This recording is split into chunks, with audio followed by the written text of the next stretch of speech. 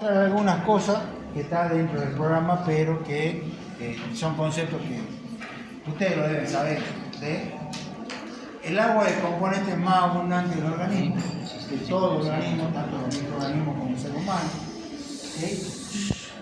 Alrededor del 65% del peso corporal está representado por el agua. Los restantes constituyentes del acero y líquidos biológicos se encuentran inmersos en un medio acuoso. Siempre hablamos de medio acuoso, ¿sí? Que condiciona las propiedades y el comportamiento que tiene el agua. ¿Sí? No existe proceso vital alguno que pueda concebirse independientemente de la participación directa e indirectamente del agua. O sea, que el agua participa en todos los procesos. Acuérdense ustedes que todos los procesos químicos, bioquímicos, farmacológicos, lo que fuere, se realiza en la célula. ¿Por qué? A ver si me explican ustedes, por lo menos eso. ¿Qué es la célula? La unidad básica de vida. La unidad anatómica y funcional de todo ser vivo. ¿Y la célula qué va a formar? El conjunto de células forma tejido. Los tejidos forman órganos forman aparatos sistémicos. Entonces, todo se realiza en la célula. La acción farmacológica de cualquier fármaco actúa en la célula. ¿Sí? Bien. Entonces, en todo proceso vital del organismo está involucrado el agua. ¿Sí? La regulación de ese equilibrio de agua, ¿de qué depende? Del hipotálamo, ¿sí?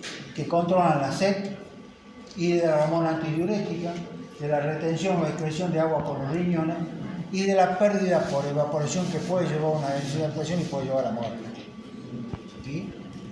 En este caso, ¿sí? Por ejemplo, el alcohol. ¿Puede deshidratar a una persona? ¿Cómo saben? Pues se cuidan, ¿no? Toma un poco. Claro, el alcohol deshidrata, ¿sí? Es uno de los mecanismos de acción de algunos antisépticos.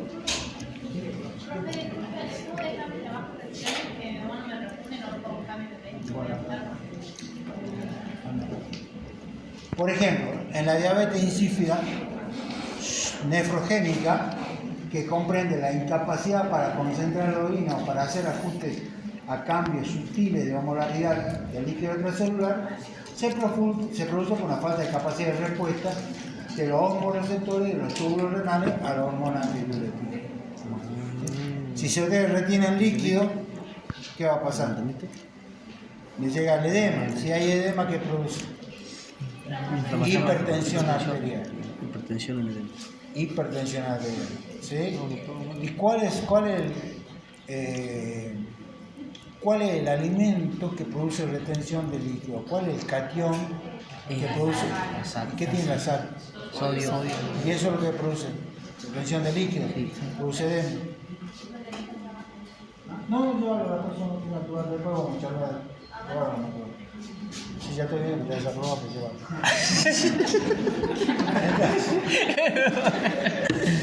El sodio, le voy comentando algo así a la pasada. El sodio, ¿no es cierto? Produce retención de líquido. ¿Sí? Entonces, es el mecanismo de acción de los diuréticos. ¿En qué se clasifican los diuréticos? En la capacidad que tiene el diurético de eliminar sodio. Cuanto más sodio elimina, más potente va a ser el diurético. Eso porque vaya entrando en calor con fármaco que va a ser más difícil que... ¿Sí? Entonces, esa diabetes se produce porque hay una falla de la acción de la hormona antidiurética. El punto de fusión del agua, 0 grados centígrados. El punto de ebullición a 100 grados centígrados. Acá el punto de ebullición, ¿cuánto es? Es menor. Ustedes lo han visto en física. Sí, porque si sube el nivel del mar es menor el punto de... Y el calor de vaporización es elevado, 40,71 kilojoules por mol. Eso lo han visto en física, ustedes ya conté. ¿Sí? El agua, justamente el oxígeno, está unido mediante el enlace covalente simple, como hemos visto hace rato, a dos átomos de hidrógeno y oxígeno. La molécula de agua en tetraedro regular, ¿sí? Desde el punto de vista de la estructura de la molécula del agua en sí, Y en el agua el oxígeno es más electronegativo que el hidrógeno. El par de electrones compartido en cada uno de los enlaces está desplazado hacia el núcleo del oxígeno y la otra electropositiva alrededor del núcleo del hidrógeno. ¿Sí? Si ustedes se fijan en esta gráfica, fíjense, ¿no es cierto?, las cargas cómo están distribuidas, positiva, negativa y negativa acá hacia el oxígeno. Y esta es la disposición tetraédrica regular que tiene la molécula de agua. ¿Sí? Esto se estudia mucho en química orgánica, en un seminario que se llama química orgánica, la estructura geométrica que tienen los diferentes tipos de moléculas. ¿Sí? Entonces, tiene una densidad negativa, densidad positiva hacia los hidrógenos, densidad negativa en la parte superior del oxígeno. ¿Sí? Y es un tetraedro regular. ¿Está claro hasta ahí? Sí.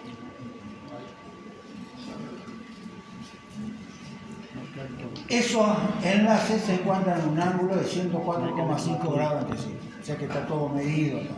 ¿Sí? La carga negativa se encuentra alrededor del vértice de la molécula, la carga positiva cerca del hidrógeno.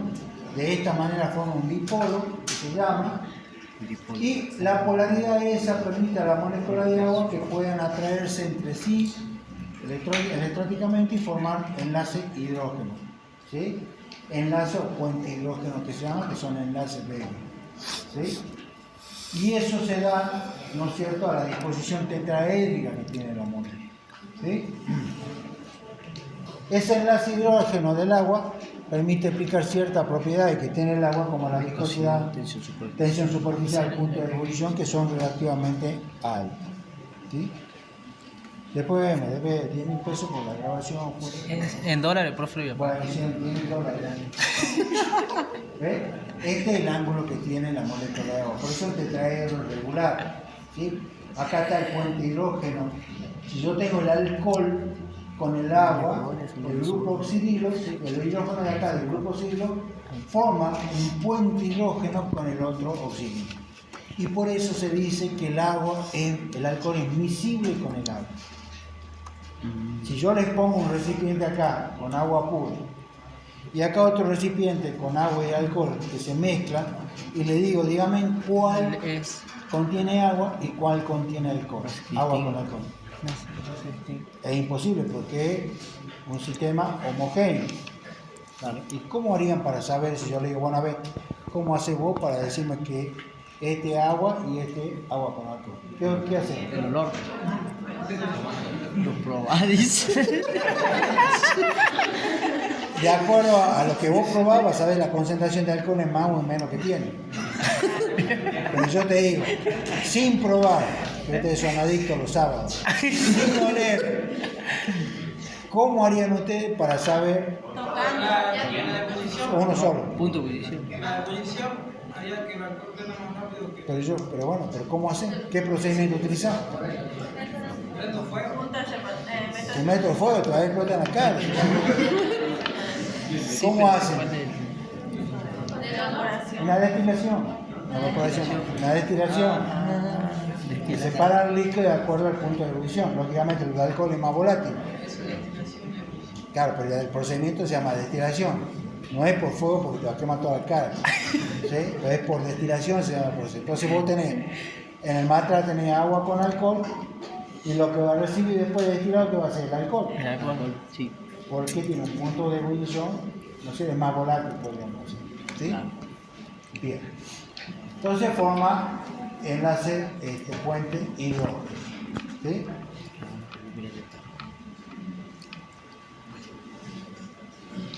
Agua como solvente. Lógicamente, las sustancias iónicas son solubles en agua, como viste. Los cristales de este tipo de compuestos, la atracción electrostática entre los iones constituyen y mantienen una red altamente ordenada. Tan altamente ordenada como hemos visto el tetraedro regular del agua. ¿Sí? Cuando esos cristales se ponen en contacto con el agua, se produce alteración de la organización de la molécula en algo compuesto.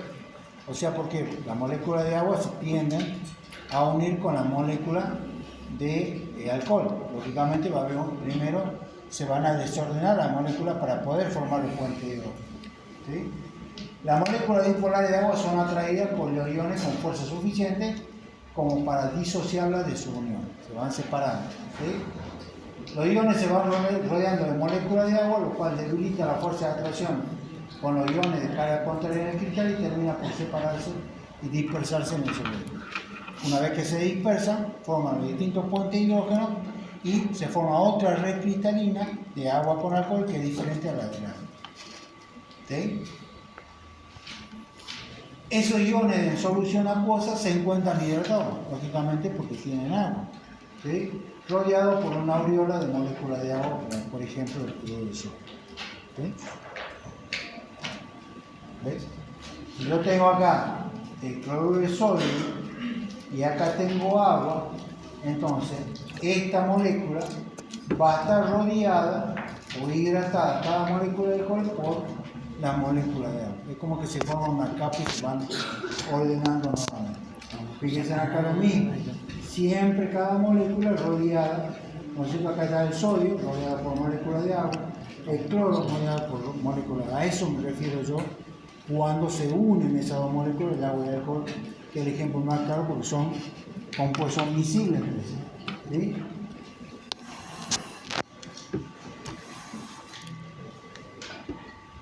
Los cationes, sodio, potasio, calcio, magnesio, son cationes inorgánicos. El grupo amina, por ejemplo, orgánico, atraen la zona de carga parcial negativa de la molécula de agua. Es como que atraen la carga negativa que sería entre el oxígeno. Los aniones, como el cloro, el bicarbonato, el grupo carboxilato, que forman los ácidos carboxílicos que ustedes van a ver, que son orgánicos, atraen la zona de carga positiva del grupo. ¿Qué significa? Que los compuestos orgánicos van a atraer la carga positiva y generalmente los inorgánicos atraen la carga parcial negativa. ¿Sí? Que puede ser, si participa la amina, puede ser orgánico o puede ser inorgánico también, porque el amoníaco forma parte del compuesto inorgánico. ¿Sí? En el caso de los alcoholes aldehídos cetona, el agua puede formar enlace hidrógeno con los grupos oxidilo o carbonilo, lo cual facilita su dilución, por eso decimos que son miscibles. ¿Sí? Los compuestos iónicos y polares no iónicos en general son hidrófilos. ¿Sí? Si ustedes se fijan acá, el desaldehído con el agua forman enlace hidrógeno. ¿Sí? Acá tenemos la acetona, que es una molécula que ustedes van a ver, se la pido, este es un carbono, este es el oxígeno. El oxígeno va a formar un enlace puente hidrógeno con el hidrógeno del agua, con el hidrógeno del agua. ¿Sí? Y acá es lo que vimos ahora, que el alcohol con el agua, cómo forman el puente hidrógeno. Y de esa manera se van formando y se va disolviendo uno en otro. O sea, yo siempre digo que son miscibles entre sí, más que disolver entre sí. ¿Sí? Estos compuestos apolares se llaman sustancias hidrófobas, o sea que repelen el agua. ¿Sí? Prácticamente son insolubles en agua, por ejemplo, los hidrocarburos. Los hidrocarburos son los compuestos de carbono, los químicos orgánicos. ¿Sí? Ahí estaría el detergente, por ejemplo. Vos no podés disolver la grasa, por ejemplo. Cuando ustedes lavan los platos, la grasa, ¿ustedes cómo la sacan? Porque la grasa es un compuesto orgánico y el detergente es un compuesto orgánico. ¿Sí? Por ejemplo, cuando se lava el material para esterilizar o hacer una desinfección de alto nivel, ¿sí? Ustedes tienen para lavar el instrumental, que se hace el lavado muchas veces en sala, el prelavado, lo hacen con agua y detergente, porque no solamente va a eliminar la suciedad que tiene ese material, sino también la suciedad inorgánica y la orgánica. Pero después se hace el lavado. ¿Y cómo se hace el lavado? El lavado se hace con detergente enzimático. ¿Qué significa detergente enzimático? Que tiene enzima. ¿Sí? Puede ser monoenzimático, trienzimático, pentaenzimático.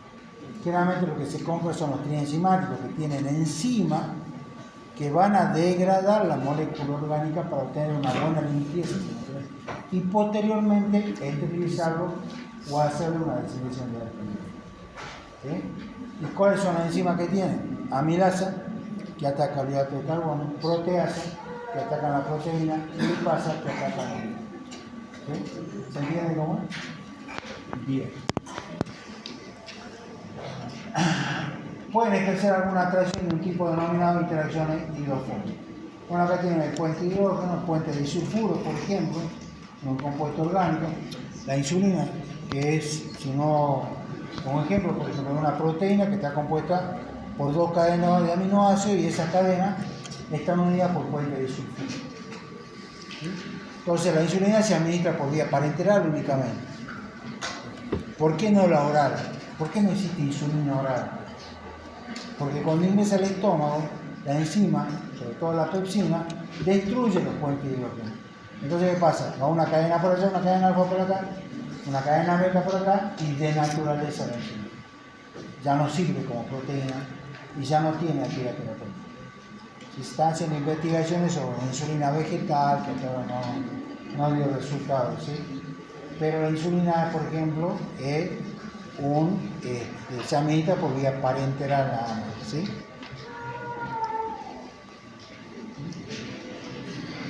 Después están los compuestos anfipáticos, ¿sí? Son sustancias que poseen un grupo hidrófobo e hidrofílico en la misma molécula. Por ejemplo, los fosfolípidos o las sales de ácido graso de cadena larga con metales monovalentes, potasio y sodio. ¿Cuáles son esas grasas? Los jabones de detergente.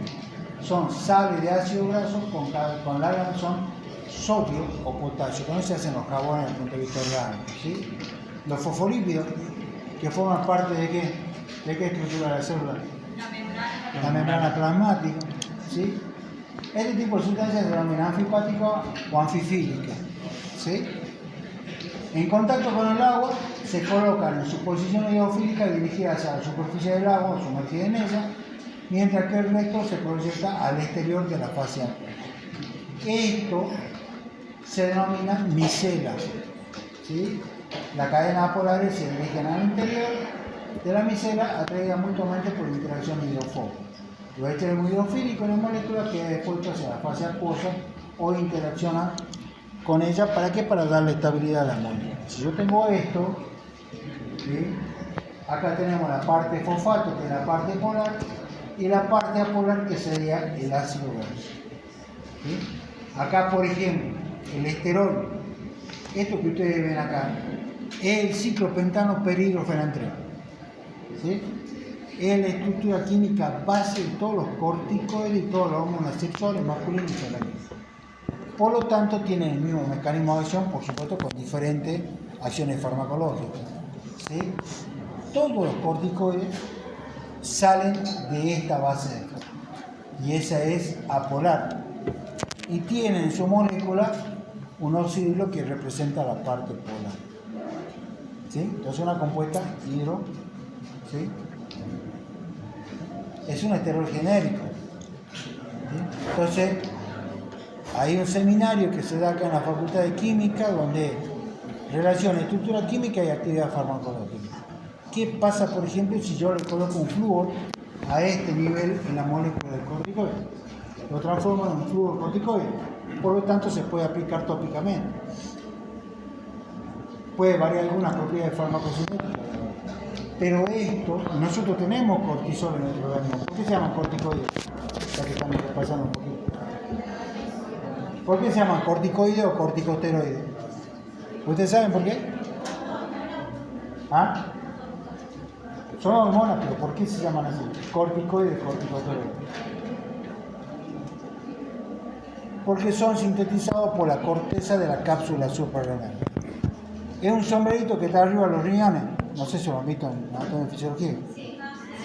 Tiene corteza y médula. La corteza sintetiza corticoides y la médula hormonas sexuales masculinas y femeninas. La producción de cortisol en la mañana es alta, a medida que al transcurrir el día va bajando la concentración, ¿sí? Ante situaciones de estrés que libera el organismo. Ustedes vienen y se dan cuenta, desaprobó química. Entonces, ¿qué pasa? Se agregan corticoides para enfrentar esa situación desfavorable.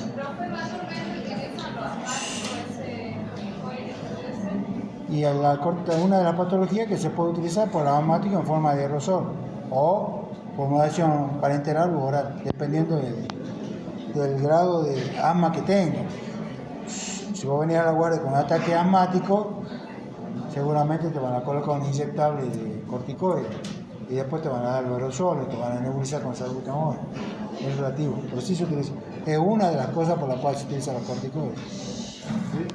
Bueno, acá tienen, ¿no es cierto?, este tipo de micela con la cabeza hidrofílica hacia afuera, en disolución acuosa, y la cola hidrófoba hacia adentro de la micela. Acá tienen otro grafiquito, ¿sí?, donde se ve los grupos hidrofílicos, la fase acuosa y los grupos hidrófobos hacia adentro.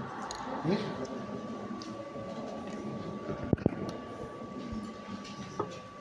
Y ahí tenemos los electrolitos, que muchas veces ustedes van a escuchar hablar en otra materia, ¿sí?, más específica de la carrera. Son sustancias que en solución acuosa se disocian en partículas con carga eléctrica y ion. Esos son los electrolitos, ¿sí?, que muchas veces se valoran en los análisis clínicos, ¿sí? Estas soluciones tienen la prioridad de permitir el paso de la corriente eléctrica.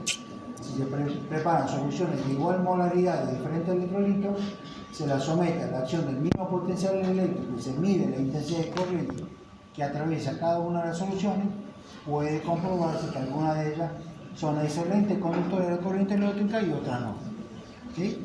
Entonces, ¿qué pasa? Tenemos electrolitos fuertes y débiles. Acá tenemos el electrolito fuerte, que generalmente son compuestos inorgánicos, como el ácido nítrico y el sulfúrico, ¿sí? Y el electrolito débil, que también en algunos casos son más sustancias inorgánicas, como el ácido nitróxico y el ácido fluorhídrico, ¿sí? El fuerte, ¿qué va a pasar? Se disocia 100%. El débil se disocia en un pequeño porcentaje. El fuerte es buen conductor de electricidad. El débil conduce o casi no conduce a la corriente eléctrica, ¿sí? Y la reacción de ionización ocurre en un solo sentido, o sea, es irreversible. En cambio, la reacción de ionización en el débil es reversible. Por eso es la doble fecha que tiene acá.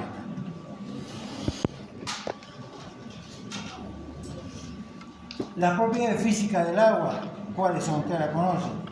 Incoloro, inodoro e insípido. ¿Sí? Se transforma fácilmente en los tres estados de agregación: sólido, líquido, gaseoso.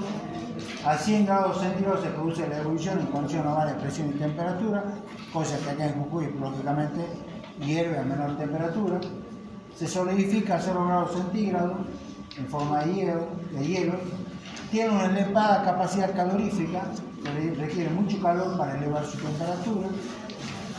A 4 grados centígrados adquiere su mayor densidad, que se considera con valor de 1. Siempre la densidad de agua es 1. Lo han visto ustedes en física, ¿sí? Si tu temperatura baja a partir de 4 grados centígrados, la densidad es eléctrica. Y la solubilidad decrece inversamente con la densidad. A mayor solubilidad, menor densidad. Y es por esto que el hielo flota y ocupa mucho más volumen cuando se solidifica. Es el disolvente por excelencia, universal. En estado puro es mala conductora del calor y la electricidad, y su densidad de fluidez permiten la energía potencial que se aprovecha en la caída de agua para, producir energía eléctrica, ¿no? Pero en estado puro, escuchen, dice, es mala conductora del calor y la electricidad. ¿Y por qué entonces el agua, cuando ustedes tocan un cable y tocan el agua, electrocutan? Porque tiene otra sustancia, otro electrolítico, aparte del hidrógeno y oxígeno que forman el agua. Pero el agua pura no conduce a la corriente, es mala conductora del calor y del aire. Es pura, estoy hablando acá, ¿no? No la potable y la otra que tienen ustedes.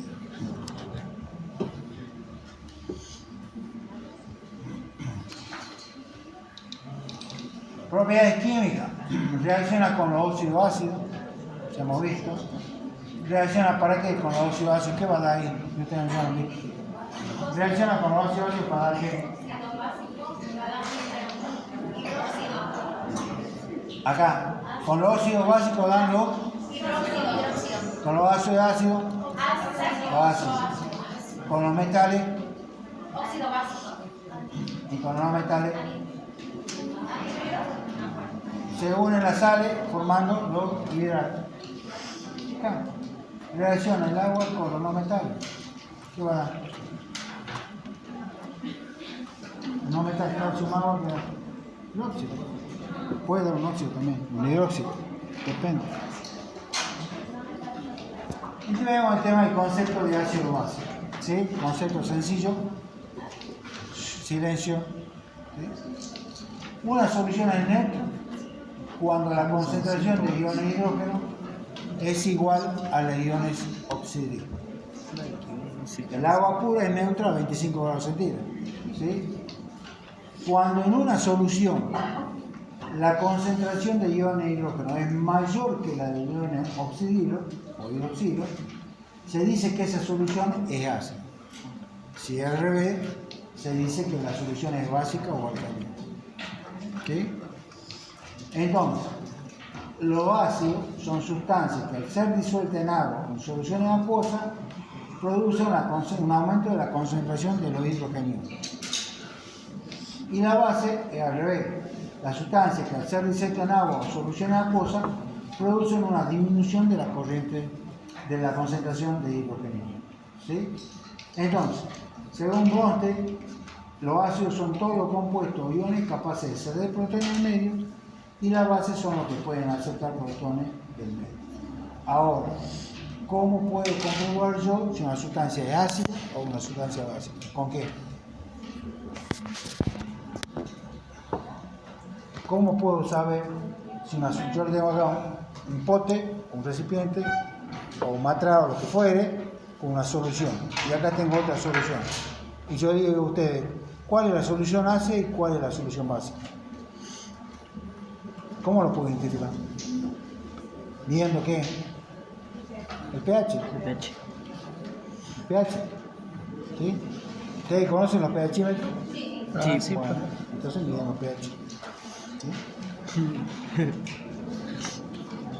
Entonces, cuando la concentración de hidrógeno es mayor que la de oxígeno, la solución es ácida.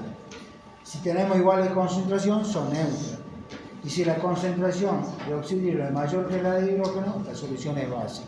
¿Sí? Entonces, los ácidos son sustancias que en disolución acuosa se disocian produciendo iones hidrógenos. ¿Sí? En este caso tenemos este ácido con agua, el hidrógeno pasa al agua, se forma este compuesto y queda el ácido suelto. Esa es una sustancia ácida. Y la base al revés. ¿Sí? Tenemos la base más agua, se forma el ácido y se libera el oxígeno, que es una sustancia básica. ¿Sí? Acá tenemos otro ejemplo, un ácido con una base, se transforma en ácido con otra base, la base el amonio con agua, el amonio con el oxígeno de la base. ¿Sí? Esa la doble estelita también sería que son Acá hay una unión, no, acá esta doble fecha significa que la reacción es reversible, puede ir para un lado o para el otro.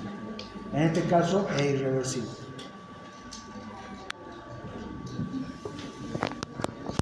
Después, ¿qué tenemos? Por ejemplo, acá el ácido sulfúrico y el amonio pueden ceder un ion hidrógeno en solución. ¿Sí? Acá el ácido sulfúrico sería 2, pero como se dio un hidrógeno, adopta la carga negativa. ¿Sí? En cuanto a la base, yo voy a considerar a los... Sí, ya te explico nuevo. Eso se va a considerar a los hidróxidos de beta-alcalina como base típica. Estas son bases: hidróxido de aluminio, hidróxido de magnesio, hidróxido de sodio. ¿Sí? Y la base está representada por el ion oxidilo. ¿Sí? ¿Se entiende cómo es? Y los ácidos están representados por el ion hidrógeno. ¿Sí? Ahora, ¿de qué va a depender la fuerza de un ácido y una base? La fuerza de un ácido o de una base está determinada por la tendencia a perder o a ganar protones. ¿Sí? En el caso de los ácidos pueden dividirse en fuerte y débil. Ácidos fuertes son el ácido clorhídrico, el ácido sulfúrico, el ácido nítrico y acá está el ácido clorhídrico. Ustedes, en el estómago, ¿es ácido? ¿El medio es ácido o básico? Ácido. ¿Por qué? Porque se encuentra el ácido clorhídrico. Y el ácido clorhídrico es un ácido fuerte. Para hacer un ejemplo, ¿usted qué pH tiene en el estómago? 2 más o menos. Es un ácido fuerte. Se imagina, ustedes están en el laboratorio, están con el dedo, se tira un poco de ácido clorhídrico en el dedo, pierden el dedo. Lo mismo pasa con el ácido sulfúrico. Ustedes colocan un ácido sulfúrico en un tubo de ensayo y lo agarran, a los 2 minutos ya no lo pueden agarrar de lo caliente que está el tubo. Son ácidos fuertes. Entonces, imagina que ustedes en el estómago ¿no es cierto? Cuando comen, liberan jugo digestivo, liberan ácido clorhídrico, ¿sí? ¿Y qué es lo que tienen ahí en la mucosa del estómago? Ahí, niño, usted. Deje, manda mensaje, estamos en clase. No, estamos en clase. Sí, no, mensaje con el novio, no mostré. Estamos hablando de mensaje. ¿Sí? Usted tiene una sustancia que se llama prostaglandina. Prostaglandina, que es el protector natural que tenemos nosotros en el organismo. ¿Sí? Entonces eso hace que el ácido que se agrega todos los días no lastime la mucosa gástrica. ¿Sí? Porque es un ácido fuerte. Y los ácidos débiles, ¿sí? Son el ácido fosfórico, acá tenemos el ácido etanoico, el bicarbonato de sodio, son mucho más débiles. Entonces, los ácidos fuertes se van a disociar totalmente, mientras que los débiles se disocian en pequeñas partes, en proporción. ¿Sí? Si yo tengo para una misma concentración de ácido, la concentración de iones de hidrógeno será mayor en las soluciones de ácido fuerte que en las débiles, lógicamente, porque va a haber una mayor concentración, eso se mide también. ¿Sí? La base también se pueden dividir en base fuerte y base débil. La base fuerte, ¿cuál tenemos? Acá tenemos el hidróxido de sodio. ¿Y cuál es el hidróxido de sodio? Eso también se utiliza mucho para ¿qué? Para esta pacañería. O sea, aparte del ácido muriático, que es el ácido clorhídrico. Es una base fuerte.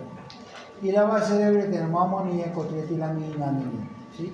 También la base fuerte se disocia completamente y la débil parcialmente. Acá tenemos algunos ejemplos de ácido de base débil, por ejemplo, ácido fuerte, el ácido perclórico, iodídico, bromuro, el ácido bromídico, ácido clorhídrico, sulfúrico, el nítrico, el brómico, perbrómico. Acá tenemos, bueno, el perbórico, perdón, perbrómico y el periódico, ¿sí? Que sería él. ¿Sí? Y dentro de la base fuerte, el dióxido de potasio, el de bario, cesio, sodio, el más conocido seguramente con la B del sodio.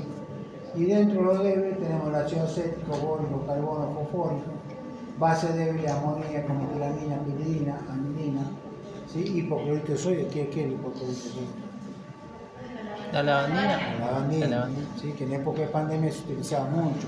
¿Y cuál era la concentración que se utilizaba en pandemia? ¿Se acuerdan ustedes? ¿Cómo viene la lavandina? ¿En qué concentración el comercio?